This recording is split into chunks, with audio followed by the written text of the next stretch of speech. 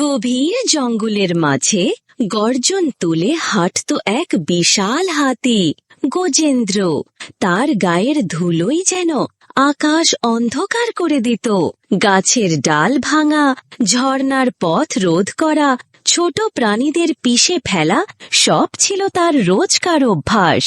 সে জানত সে বড়, সে শক্তিশালী এবং সেই জঙ্গলের আসল রাজার দাবিদার। এই পাতলা কচ্ছপ, সামনে থেকে সরে যা, একদিন সে বলল, আর পা তুলে এমন ভাবে ঠেলে দিল কচ্ছপটা গড়িয়ে পড়ল দূরে। জঙ্গলের সবাই আতঙ্কে, তার সামনে কেউ কথা বলে না। বাঘ, সিংহ, এমনকি শিয়ালও দূর থেকে রাস্তা ঘুরিয়ে চলে। কিন্তু সবাইকে সে দমন করলেও এক জাতি ছিল যাদের দিকে সে তাকাতো না, পিঁপড়ে।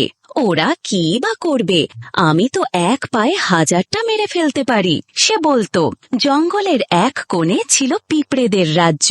তারা পরিশ্রমী, সংগঠিত, কিন্তু শান্তিপ্রিয়।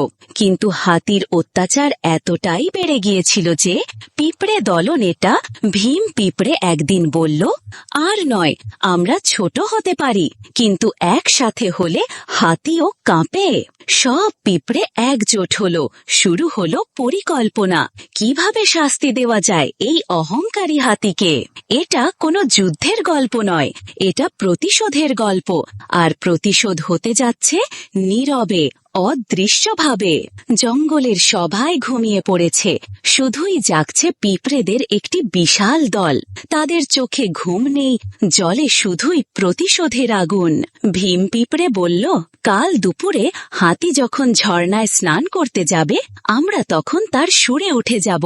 মনে রেখো, এক একজন এক এক জায়গায় কামড়াবে, নাক, চোখ, সুর, কানের ভিতর, যেন সে বুঝতেও না পারে কারা কোথায়। পরদিন দুপুর, রোদ ঝলমলে। হাতি গজেন্দ্র গিয়ে হাজির হলো ঝর্ণার পাশে। ঠান্ডা পানিতে সে ডুব দিল, আনন্দে সে চোখ বন্ধ করল। ঠিক তখনই শুরু হলো এক নিঃশব্দ আক্রমণ। প্রথমে সে কেমন যেন অস্বস্তি বোধ করল, যেন গায়ে কিছু কুটকুট করছে।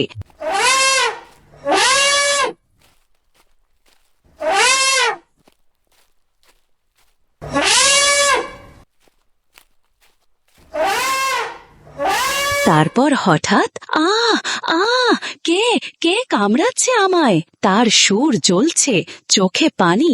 এক এক করে শত শত পিঁপড়ে তার শরীরে উঠে পড়েছে, কোনোটা কানের ভেতর, কোনোটা পায়ের পাতায়। কামড়ের পর কামড়। গজেন্দ্র পাগলের মতো দৌড়াতে লাগল।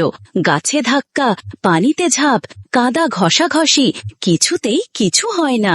কে করছে এটা, কে করছে? সে চিৎকার করছে, কিন্তু চারদিক নিস্তব্ধ। শেষমেশ ক্লান্ত পরিশ্রান্ত গজেন্দ্র এক ডাল ভাঙা গাছের নিচে বসে পড়ল। চোখে জল, শরীর কাঁপছে। সে বলল, যে করছো দয়া করো, থামো। আমি বুঝে গেছি, আমি ভুল করেছি, আমি ক্ষমা চাই। তোমরা ছোট বলেই তোমাদের গুরুত্ব দিইনি, কিন্তু আজ তোমরাই দেখালে আমি কত অক্ষম। তার সুর বেয়ে তখনও কয়েকটি পিঁপড়ে নামছিল। তারা থামল। ভীম পিঁপড়ে সুরের ওপরে দাঁড়িয়ে বলল, গজেন্দ্র, তুমি যদি সত্যিই অনুতপ্ত হও, তবে প্রতিশ্রুতি দাও, আজ থেকে তুমি আর কোনো ছোট প্রাণীর ওপর অত্যাচার করবে না। হাতি মাথা ঝুঁকালো, প্রতিশ্রুতি দিল। পিঁপড়েরা ধীরে ধীরে নেমে গেল তার শরীর থেকে। পরদিন জঙ্গলে নতুন আলো।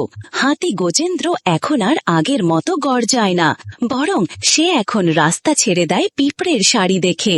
ছোট কচ্ছপের পাশে দাঁড়িয়ে সে বলে, তোমার পথ তোমার। এখন থেকে আমি বুঝি সবাই এই জঙ্গলের বাসিন্দা, কারোর ওপরে জুলুম নয়। পিঁপড়েরা তখন দূরে দাঁড়িয়ে হাসে, তাদের চোখে গর্ব, কারণ তারা জানে একটা অহংকার আজ পতনের পথে গেছে। অহংকার পতনের মূল। ছোট হলেও দলবদ্ধ ও সংগঠিত শক্তি বড়কে পরাস্ত করতে পারে। কারোর ক্ষুদ্রতাকে তুচ্ছ করলে একদিন সে তোমার শিক্ষা হতে পারে।